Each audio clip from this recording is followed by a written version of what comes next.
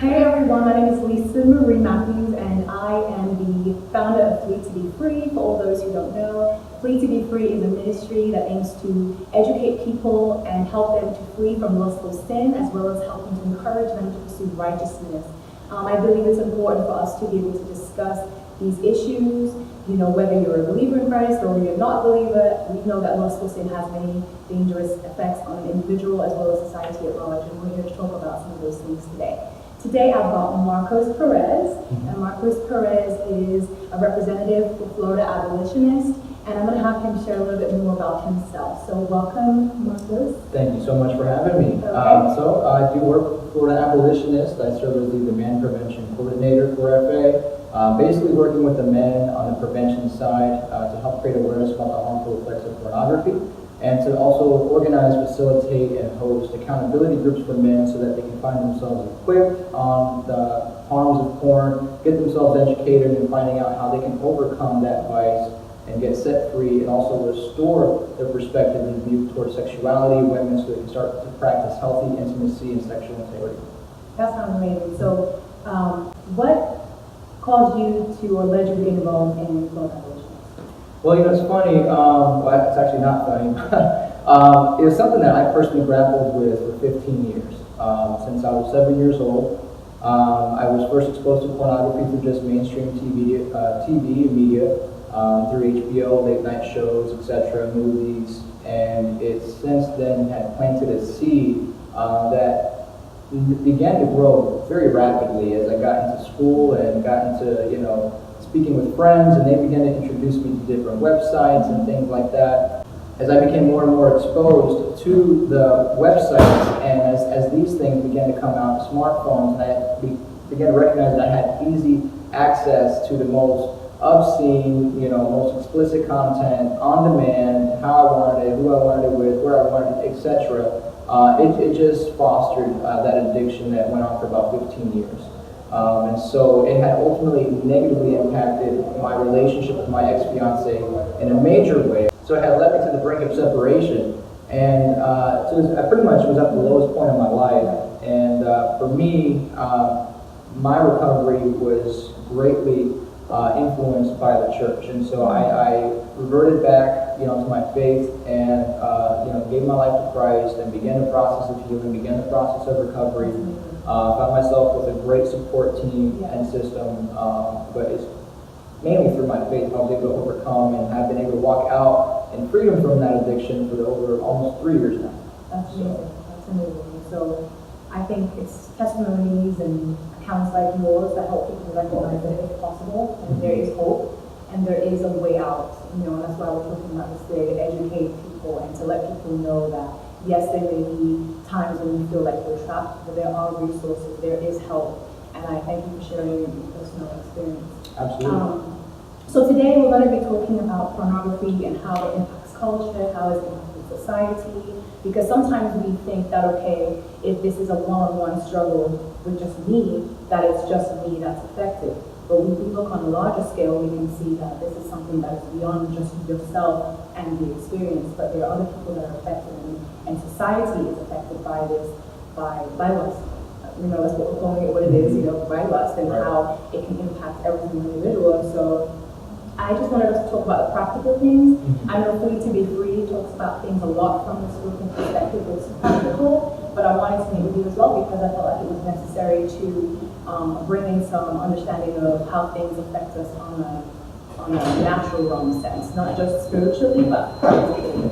I've read different things about how pornography can impact the mind and the brain, biologically how things go on.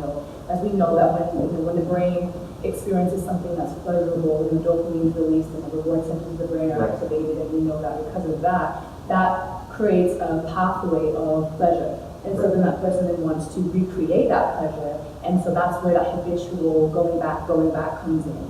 And it seems as if there's never enough because it's just trying to fulfill and recreate that same experience.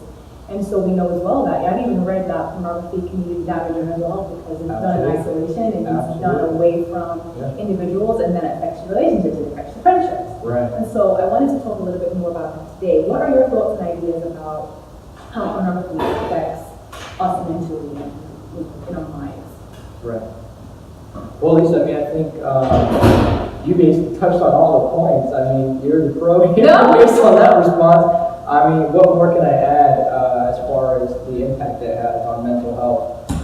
Again, it's something, it's a vice that thrives in isolation, and us, you don't have to be a believer to know that we were created for relationships, that we were created for community, and so to indulge into something that is, has such a powerful compulsive effect on you mentally that a lot of times you are unaware of, and you're in bondage and subjected to that because, again, of the chemical release, it's very much like a drug. So you go through the withdrawals, you go through the cravings, you go through the binging, and that is all destructive on a person's mental health, on their physical body, on their relationships with their spouses and intimate partners, and of course society. Okay, that sounds awesome. That is so true. And I feel like, I think it's one of those things where you don't realize how deep you're getting until you're already right. And so I think that's the significance we're trying to draw to people, to let them know, like, hey, this is something that is progressive. This isn't usually, and this is a blanket statement. This isn't to say that every single person who has watched pornography or, had an experience with this system pornography that then becomes an addiction, and then that's what happens. But it's just a precaution, and to let people know that, beware, caution, red alert, because this is something that can become definitely damaging to your mind, body, and spirit. Right. And so, one big thing that pornography, I think, what sticks out to me is the objectification of men and women. I think in society now, everyone can kind of attest to that men and women are both objectified through pornography. I know women tend to be, I wouldn't say, I guess more objectified, but maybe objectified in a different way. But I do know that because of the objectification of men and women through this sexual fantasy through pornography that is often false, how do you feel like that objectification can impact, I guess you can speak from a male point of view, how it can impact how men see women in society in general? It's a great question. Obviously, that's a specific question focusing on women. The crazy thing about porn is that it distorts a person's ability to see other humans, period. Because you see the fetishes that get developed, again, pornography is rooted and based in pleasing itself. It's all about take, it's all about, my gratification, my sexual pleasure, and that's the goal. However, they can attain that, whether it's through women, whether it's through children, whether it's through men, all of it becomes blurred. And so, it's something very ugly. It can turn, the most respectable person into the most, hated person in America or our world today, but it's just part of human nature. We are built that way. We all have sexual drives, and when that can be taken out of proper context and it can be distorted, it can be abused, can be very destructive. So the impacts that it can have on just specifically towards women, and you see the whole Me Too campaign now in our country with the whole sexual assault allegations as if it's something brand new. No, it's been rampant and going on underneath the surface, and now it's being exposed and the light is being shed on it as it should, and you can see the effects and power that it can have when everyone comes together in one voice and can shed a light on this issue. We can begin to have a conversation and begin to address it and look more closely at this issue of pornography to further more research, further more prevention and education, policy change, etc. But I can only imagine how everyone must feel to be on the receiving end of that and to feel pressure to comply, because a lot of it, in the culture of our country today, the dynamics of work and that power control in order to move up in an organization or even opportunities, I don't know, but all those things get exploited, and it's very unfair, it's wrong, it's immoral, and nothing good comes out of it. Yeah, nothing good comes out of it. And so, do you think it's possible for someone to indulge in pornography and it not impact their perceptions of men and women? Or do you feel like there's a fine line between that? Well, I've had, I speak often to groups of men on this matter, and I've had guys come up to me after my talks and say, oh man, that's great, man, that, you're talking about this. I mean, I don't struggle with this, that's your problem, or, that's the guy's problem down the street over there. But I tell guys all the time, the only difference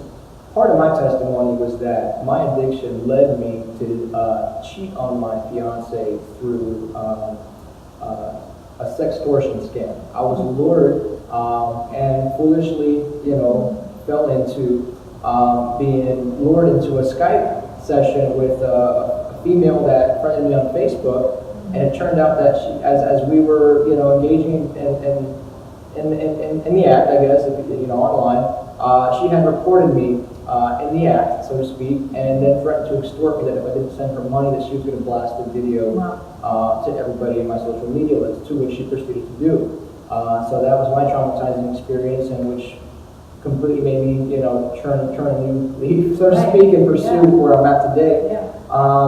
But basically, I told guys, the only difference between you and I is that you haven't been caught yet. Okay? And so it's something that each time I talk to, there's always at least one person that comes up to me and says, oh my God, that happened to me too, as far as the sextortion scandal. So that's something that's on the rise. And the age that we're in today, with all this technology and deception, and we don't know who to trust online. And so it's a very big issue that's on the rise. And, I don't honestly see with the amount of research that's out there, with how I've personally experienced the powerful force and nature of, pornography. I don't see how somebody cannot be affected by it. People are definitely going to be influenced by it. I just do not see how it can have a positive influence. I agree with you, and I think that, first of all, thank you for sharing that. I think that's so transparent. I think it definitely can impact our perception. There's no way we can avoid that. For me, I recorded a video just the other day. I think it was on Thursday. About pornography and how it affects how we see. And the reason I tackle it how it affects how we see is because it literally affects how you see. Absolutely. For me, my testimony with anything regarding lust was I grew up from a very young age, being exposed to things that were overly sexual. And so for me, thank the Lord that I wasn't abused by an adult. I know that's a lot of people's stories, and that's definitely unfortunate and cruel. But for me, I wasn't abused by an adult or anything like that, but I was exposed to sexual material content by other children. And so sometimes that is something that is an introduction for people too. And I think from that kind of planted that seed of lust in me, curiosity, and I grew up exploring that, and and then with that came exploring with other children, you don't know what that means, and then just growing up with a kind of over-sexualized view on life as a child. Absolutely. And so for me, I was, when I found pornography, that was on TV by accident. And then from that, it's like, oh, what's this? And then I continued to watch and I continued to watch. But I found that when I got to that teenager, I became a habit of watching pornography. And it was a situation where I don't think I was kind of like it was an everyday thing or anything like that, but I had a desire and hunger to watch it.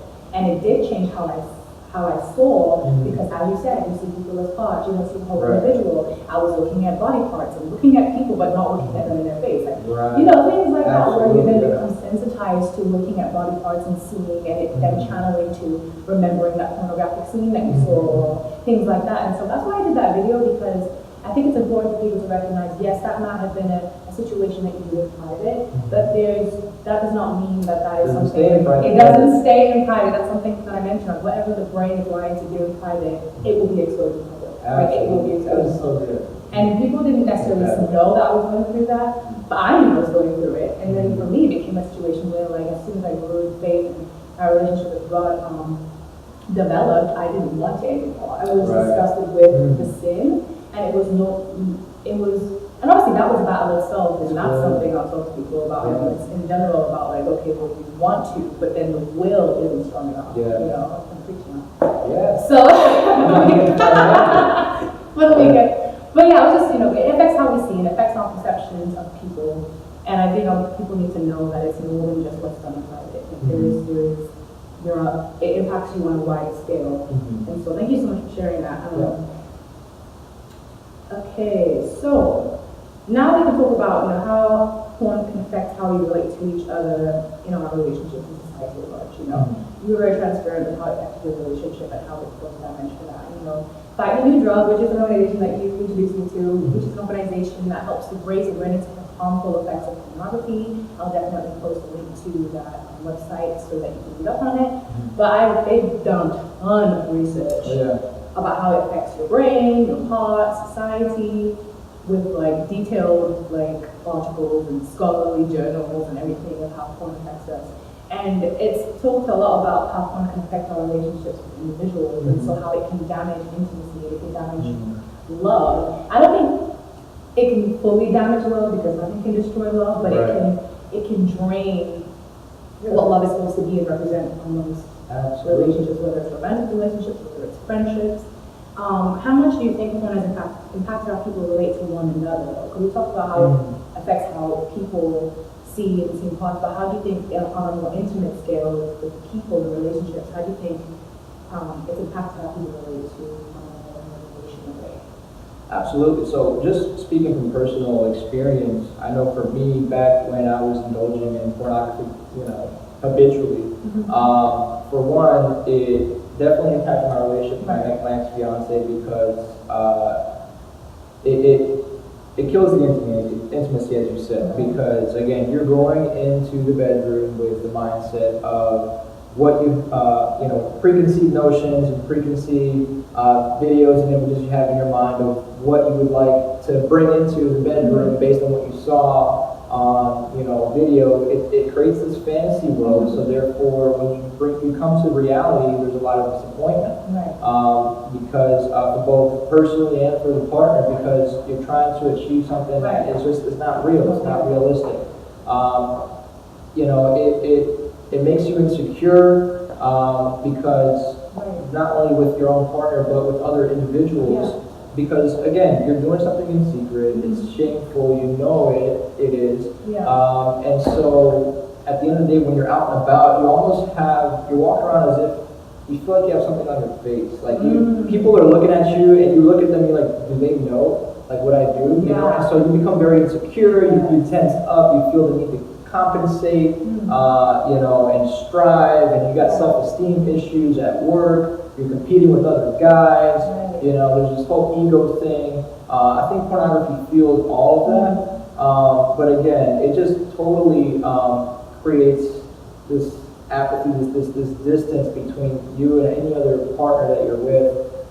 Because again, what relationship, especially with one and your significant other, is about is becoming joined together, right? I mean, as scripture tells us, and to ultimately leave your mother and father, become joined together, and to connect with each other. To become one. So you're connecting with each other, bonding with one another on a level that is most exclusive compared to any other relationship that you're supposed to experience here on earth in this lifetime, aside from your relationship with God.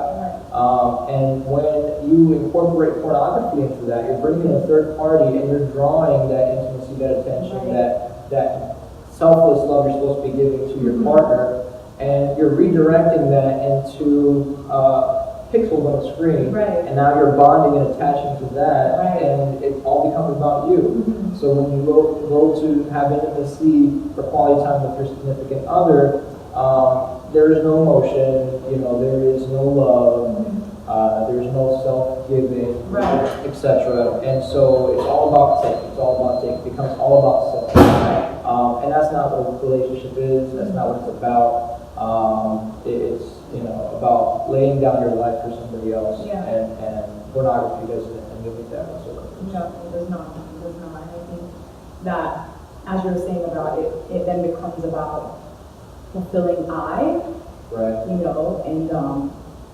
it becomes a situation where it's no longer about the giving, and it's no longer about, how you can serve that other individual, and now it becomes how can I then recreate for me, my own fantasies that I experienced in private with this real individual. And then, often on the other side, that individual then feels, then they have to almost strive to be this person or this experience absolutely, that you have. And, a lot of times they may not even know if that's something that you've been indulging in, but then it becomes something where that person feels not enough and not sufficient to fulfill you, but really you're being led by this false fantasy of pleasure or false fantasy of the ultimate experience, and then that's not, as you said, it's fake, it's sensationalized, it's just plastered on in a way that has created this facade of what intimacy love is supposed to be, you Right. know?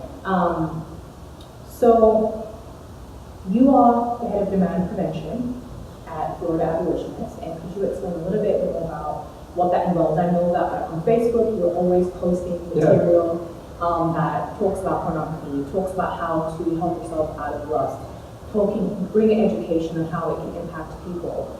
Could you just talk a little bit more about demand prevention and what you do? Absolutely. So, I mean, you just mentioned some key things, and all the things you mentioned revolve around awareness. I think that is key. You know, you can't effectively fight something, oppose it, overcome it without bringing it to light, and you know, you have an awareness. Okay, this is an issue. We need to talk about this, and so a lot of people are unaware of the harms. Much like I think, you know, tobacco for the longest time, you know, was this product that was so widely consumed and accepted by the world, and then you saw the negative impacts and harms that it had on individuals. And then the campaign began and awareness began, even to this day. In fact, so awareness is such a big key, so that is my goal. We can never stop talking enough about it until something begins to actually become done about it. And so that's the first. The second thing then is to help the men that are caught in this trap, because it is not something that you can overcome by yourself. And it is something that's very convoluted, it's very involved, you know, there is a lot of psychological bondage in place, and it takes literally of time and process and accountability in a safe setting to renew your mind, to restore it back to how it was supposed to operate in the first place. So providing a setting for those men and equipping them with the series that we hope to facilitate, which all center around sexuality and pornography and purity, etc. It's all faith-based. That's my approach, because it's part of my testimony. I can't deny my faith and how it impacted me, and I believe it's the answer. And so, through awareness, through creating environments and settings for these men to rehabilitate, to renew their minds, and then encourage them to go out and speak out as well, to share their testimony, to be a champion for this. But then also to begin to work with the youth, because it's great that we can help these guys out. It's great that we can create awareness and maybe even work on some restoration. But demand prevention is about attacking the root. So prevention. Prevention. So what's the root? The bad fruit, right? So we can sit here all day plucking fruit out, but the root's still there, so they're continuing to grow and still continuing to thrive. So addressing this topic and providing healthy, proper education to the next generation is essential to help them gain an understanding of healthy sexuality, healthy intimacy, healthy relationship, healthy love, so that they can shift culture, that they can completely stop this wave of consumption and pornography and dehumanizing people and objectifying people. So I think that's key. And that's where we're beginning to focus our efforts on now. And I want to also add, through awareness, and we actually helped to submit, along with a couple other agencies that we work with, which is People Not Porn and several Covenant Eyes and several other organizations. Much like a couple preceding states before us, about 6 other states, the state of Florida, through our efforts, has now submitted a resolution to the Florida House and Senate to declare pornography a public health crisis, public health risk. We changed terminology. And so ultimately it just passed, and it's on the House for review. That's good. HR 157. So what we can do is to call our legislators, to email them, call them, and let them know why they should be in support of this resolution, why this is an important issue to address, so that we can, again, further more research, more prevention, more education, policy change, etc. But the primary goal, at least at this point, is just to start having conversation about this. And I think that we can begin, as we begin to shed light, we can all come to know the truth. Whatever that ultimately is. I mean, through my own journey, I know what that is, but to help other people see that as well. Just to educate them. And again, I can already hear people say, "Oh, you're trying to infringing our amendment rights. You're trying to tell us what we can and can't do. Not at all. You know, much like, again, the tobacco, we're here to just educate you about the harms of porn. Right.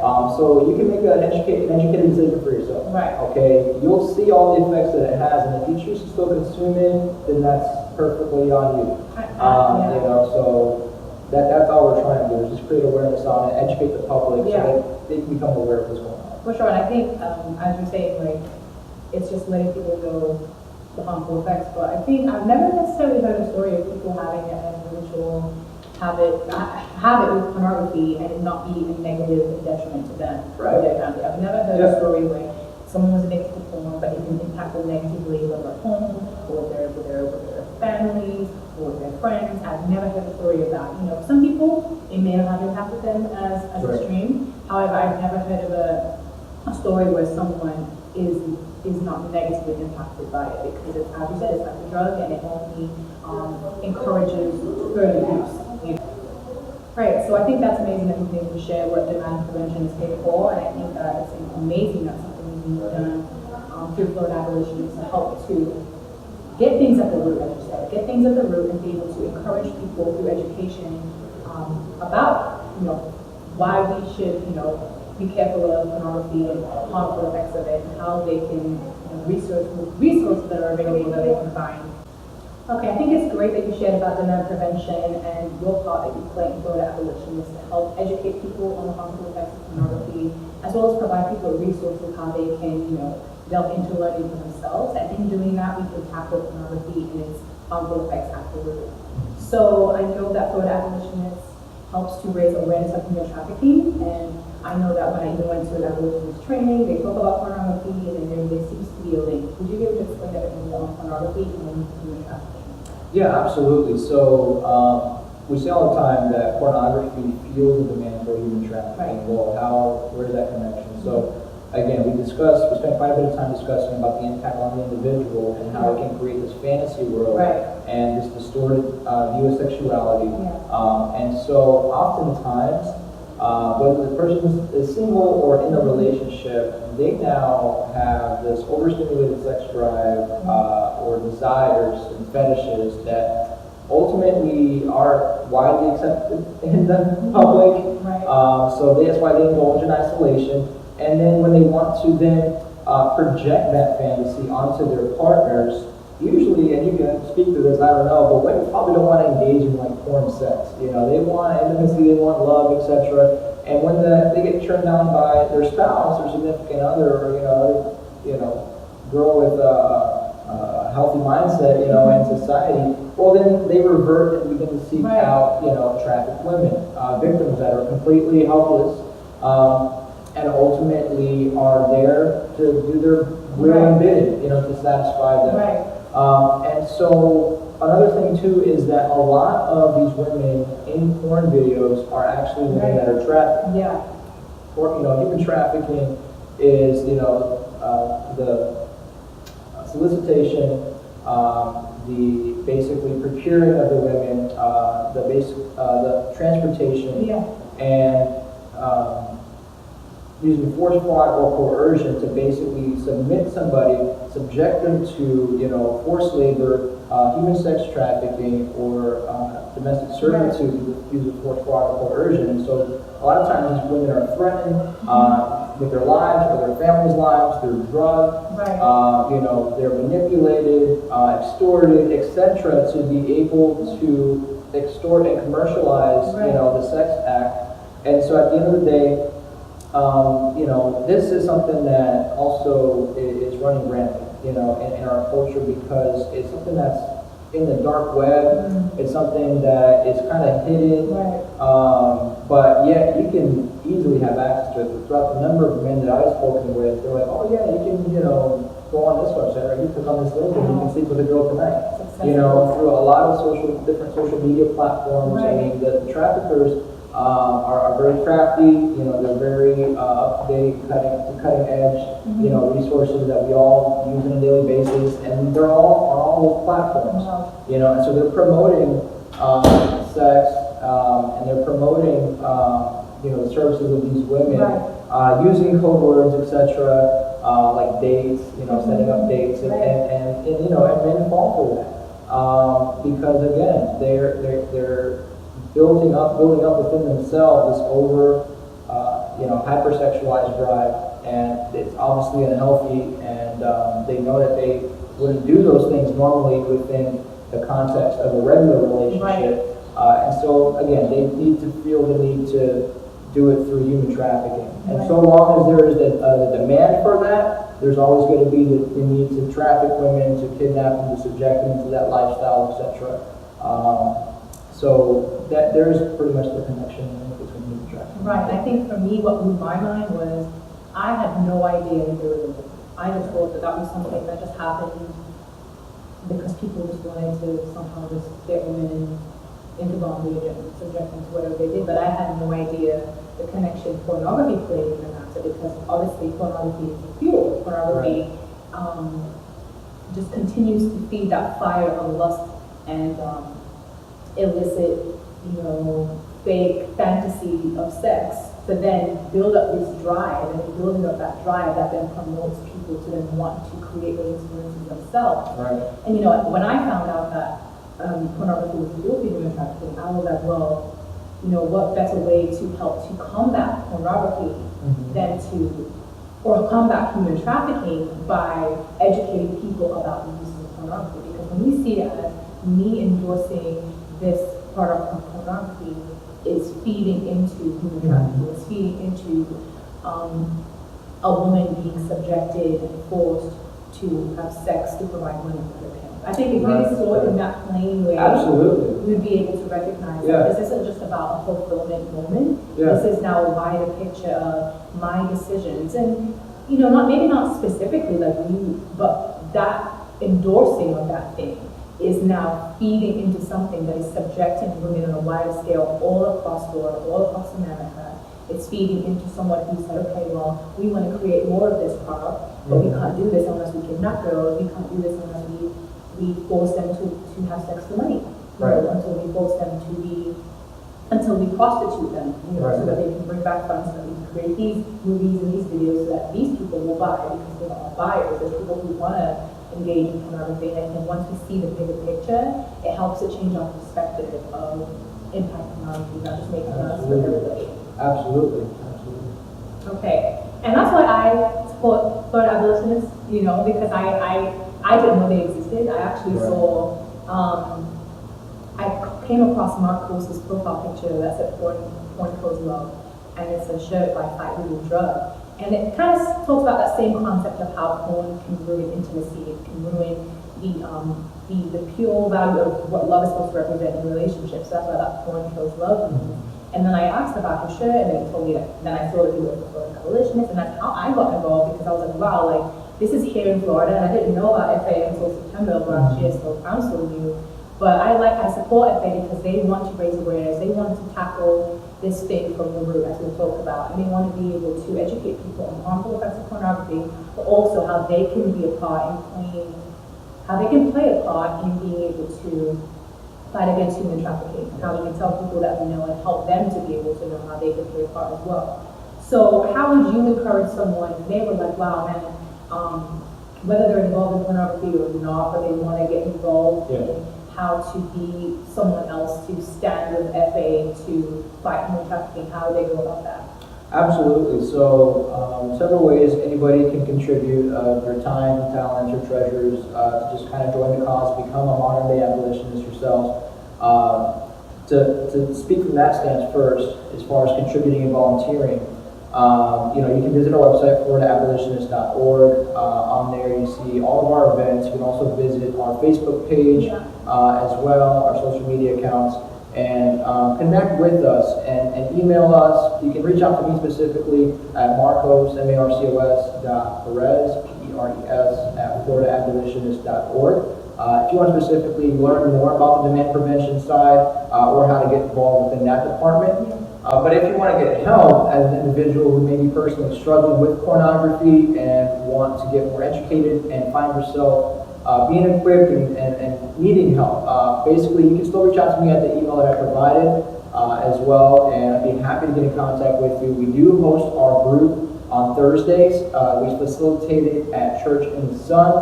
It's off John Young Parkway. We have a men's group that meets there every single Thursday at 7 p.m. Where we conduct the series that we host called the Conqueror Series, and to help equip men to help get set free from that addiction.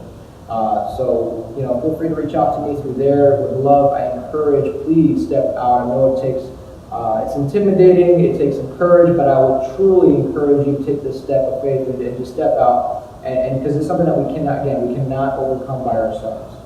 That sounds amazing. And as you know, this video is hosted by Flee to Be Free, and you can follow us on Facebook, on Instagram. Facebook is Flee to Be Free, and on Instagram it's Flee to Be Free _. Okay? And my name is Lisa Marie Matthews, and I also, I'm a representative for the women who may be struggling with things. I know sometimes there's a stereotype of it being a man thing, and I think it's something that I wanted to let people know that, if you are a woman and you are struggling with this, I want to be here to help you as well. We're all in this together, brothers and sisters in Christ, trying to conquer and stand free from lust and sexual sin. So I just want to thank you all for watching today. Thank you, Marco, so much for answering the questions and giving all the information. It's been a privilege and a pleasure. So thank you so much, everyone, for tuning in, and we will see you next time. Thank you so much. Bye. 2 Timothy 2:22. Flee also youthful lusts, but pursue righteousness, faith, love, peace with those who call on the Lord out of a pure heart.